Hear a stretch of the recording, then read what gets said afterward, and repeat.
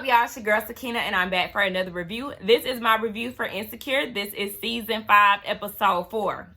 Obviously, I'm super late with this, right? It aired on Sunday. Here we are on Friday, and I'm giving it to y'all. But honestly, I have not been in a rush to get down to these episodes as much as I thought. I'm not necessarily going to say for the whole season, but I thought I would be ready to watch Insecure on Sunday, and then Sunday hits, and I'm just like, I'll watch it when I watch it. I don't know what it is, but I could say really for this episode, I watched it like 2 days ago, and then I had plans on recording it, but I got tired, and then Mother Nature kicked in, and I just was not feeling the vibes to really rush into it. And I was just like, all right, I'm going to have it out by Friday at least. So here we are Friday, and I finally decided to type up the notes today, even though I watched it twice the other day, and then I watched it again today before I filmed. So I done watched the show 3 times at this point. But nonetheless, y'all, I got this scarf on my head because my faux locks, it's time for them to go, okay? So she got to be tucked away because this scalp looks crazy, and I don't even know, like, I'm trying to thug it out for another week, which is crazy because I do got to go out tomorrow. Like, I got plans on going out tomorrow night. And I'm just like, how am I supposed to snatch me up a tenderoni when this scalp is looking crazy? But, I'm going to work it out regardless of whatever. Nonetheless, y'all ain't come here to talk about that. We supposed to be talking about Insecure. So let's just go ahead and get right into it. So obviously, this episode is geared towards Nathan. I think it's funny how the show is now on its series finale, and we're getting people's backstories now. Like, we got Tiffany's at the end of last season. We got Lawrence. He had a whole episode. We're getting more into Kelly and her storyline, and here we are with Nathan now. So, I mean, better late than never, right? But I do feel like this is something that we needed from Nathan, especially because he showed his ass last season. But nonetheless, remember, he was having an anniversary party for the barbershop, and Issa was trying to get him to do it outside of the building. So they took it down to the beach. So everybody is there, and he's there with his work crew. Y'all remember that guy from Facebook? I just remember seeing a lot of his videos on Facebook back then, and he would make reactions based on certain videos that he would watch. I can't remember his name, but he was the thick guy that was putting on sunscreen, aka Aveeno. And the whole time I was watching him put that sunscreen on, I was like, why does this look like regular Aveeno? And then Risha came in and she was like, yeah, this is regular lotion. I love the fact that Insecure brings in people that we've known from social media and stuff and gives them a platform. Like, I love that about the show. I'm definitely going to miss that once the show ends, because one thing about it, I feel like Issa and Lena Waithe do a really good job with incorporating people from the social media world and actually giving them a fair shot. So I love that about this show. I hate that I say I love the fact, like, I say that phrase a lot, and it bugs me when I go back to edit my videos. But nonetheless, yeah, so they are there. Risha reminds me of a ghetto Kyla Pratt. I don't know if it's just me who thinks that, but I think about Kyla Pratt every time I see her. But the girls get there, Issa, Molly, and Kelly, and we learn that Molly is on the prowl, honey. She is out here trying to look for her a new man. And Issa tells them that this is her first time seeing Nathan since he left her to cry by herself down at her apartment. Now, they've been in communication, but things have just been really weird between the two of them. So, of course, she walking up to him, and even before then, Issa, she got to deal with nothing but water, and now Crenshaw has been dissing her on Twitter. So she's been dealing with this throughout this whole episode. So she walks up to Nathan, and of course she approaches him all awkward, and the conversation is just cringy. And honestly, I'm going to say that at this point, I'm tired of Issa being hella awkward. And I understand, this is the whole reason for Insecure. She's that awkward girl. It's the, YouTube show that she had before Insecure even came about. So I get that. But the interactions are just really weird. And it's just like, I don't know anybody who has these type of interactions realistically. But it just kind of makes me cringe when she does that now. I don't know. Like, it used to be funny, but like, now it's like very cringy. I don't know. Molly and Issa, not Molly and Issa, but Molly and Kelly, they end up playing spades with Nathan's co-workers. Listen, I think I shared this with y'all before, but I am a black girl who does not know how to play spades. I got taught one time in college and nothing was the same, honey. I didn't practice it enough to really remember how the game goes. So, don't take my black card away because I'm still black to the core. I just don't know how to play spades. And one day I'm going to get it right. Somebody going to teach me, god damn it. Nonetheless, while everybody is at the card table, Issa is there as well, and she looks over, and Nathan is helping Risha put on her shoe. But the way that he's positioned, it looked like his face is definitely in the place. Shout out to Auntie Rocks. But that's what it looked like. She was like, wait, are they fucking? Wait, what's going on? You know when you feeling somebody and then you see him with another girl and your mind just start racing and stuff? That's what Issa is having. She's having one of those moments right now. You can tell that she's a little insecure when it comes down to Risha's assets. You know, baby got tits and ass, okay? So she like, hold on, wait. What's going on? She all up on my man. So she ended up getting up and getting her something to drink. And Risha, you know, waves her down like, oh my gosh, is that Issa? You know, now she want to have a conversation with her. So things are just very awkward, child. Now, Issa ends up asking if her and Nathan were cool. And he was like, I mean, yeah, nothing has changed for him. Next thing you know, they feel a little shaking, okay? It's an earthquake going on, and now the beach is canceled. They have to evacuate just in case a tsunami arises. And Risha was like, I can't be in another tsunami. I basically died. And why Kelly hear this? And she was like, oh my gosh, me too. Child, Kelly done found her soulmate in Risha. A pair that we never knew that we needed. Baby, I love the two of them together. So it's on to the next spot. So they end up going to this restaurant and everybody hops into separate cars to get there. But before they even do that, Issa asks Molly, like, do y'all want to go somewhere else? But Molly is like, nah, honey, I'm juggling these two friends of Nathan's and I'm trying to see which one gonna catch this cat tonight. So she want to go down to the restaurant. So like I said, everybody is in their separate cars. So we have Nathan and his friends, and Arik is definitely feeling Molly. He trying to see what's up, and he's like, wouldn't it be funny if I was talking to your girl's girl?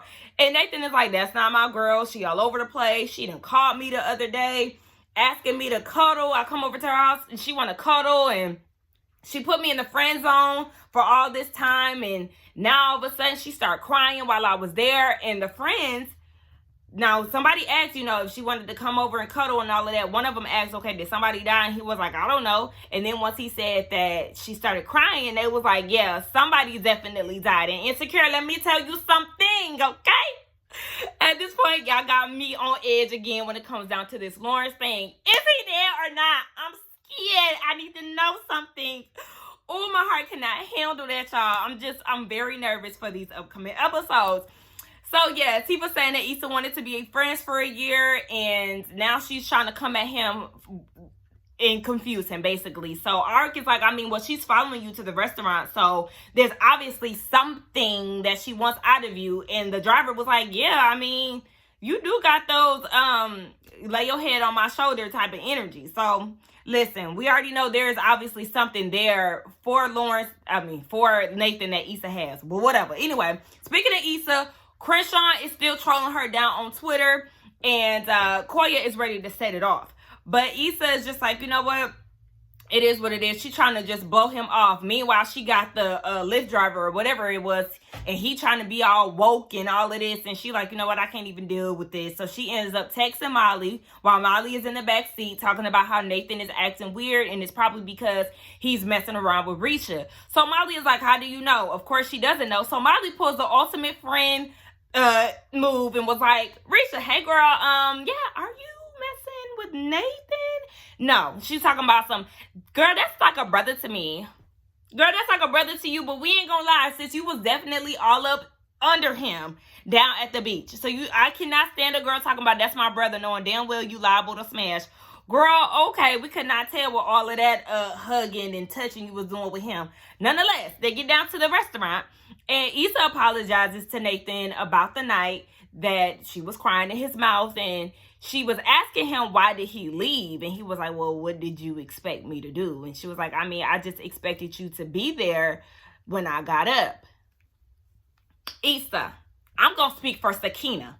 I would not have asked him, why did he leave? Baby, I would have took a mental note. I would have peeped and I would have kept it moving. Like, I don't know. I don't know. You know what? My therapist did tell me I need to work on my vulnerability.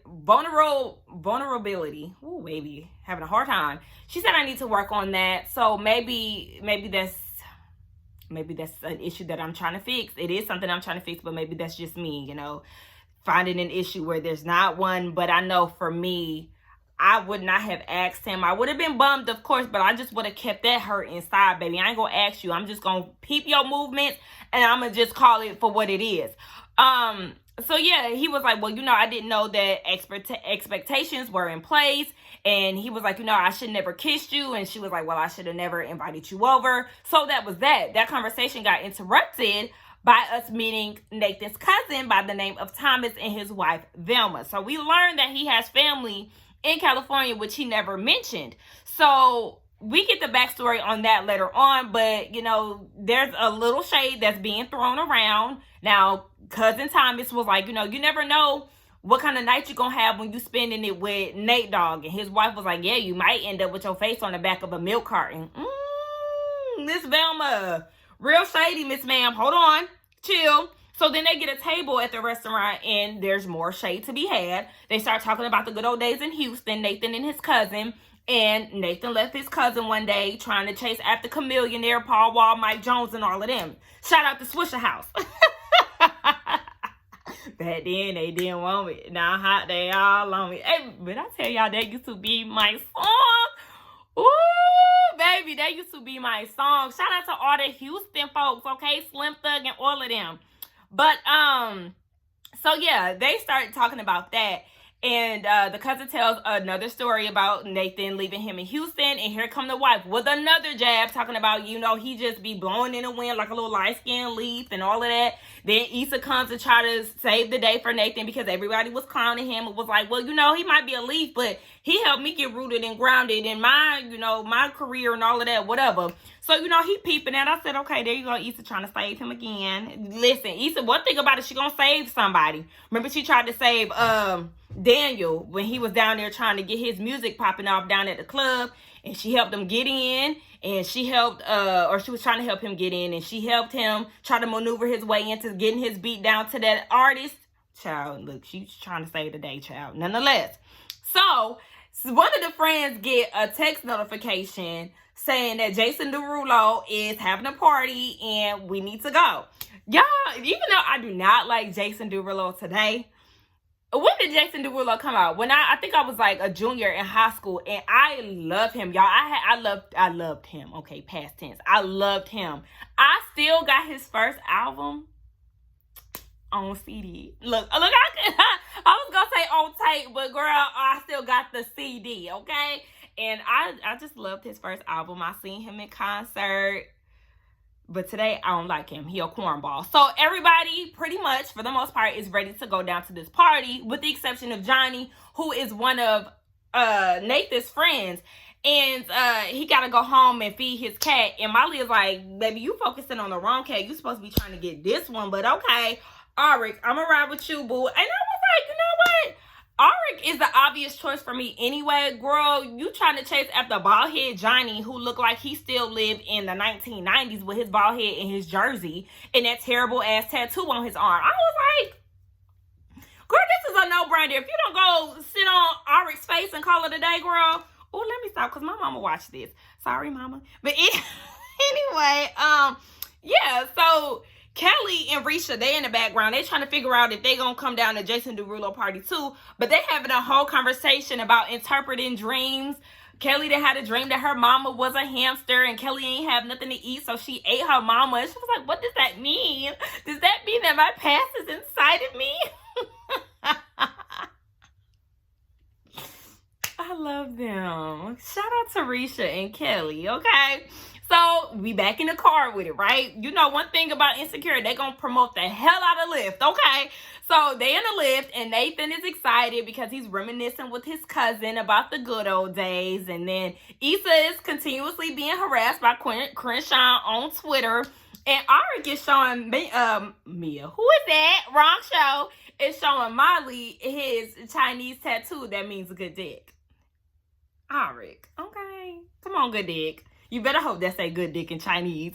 But anyway, they get to the party. And this is Arik's idea. Obviously, he knows somebody, and he's on the phone trying to get into the party. And the dude he's on the phone with is like, bro, you ain't even supposed to bring this many people. Like, I can't do it. So he was like, all right, y'all, I can't let everybody in. And Thickum's friend, you know, he's hurt by this because the whole time he's very excited. Obviously, he's a Jason Derulo fan. And he like, bro, I want to fight. I want to tussle. Hey, I'm talking about,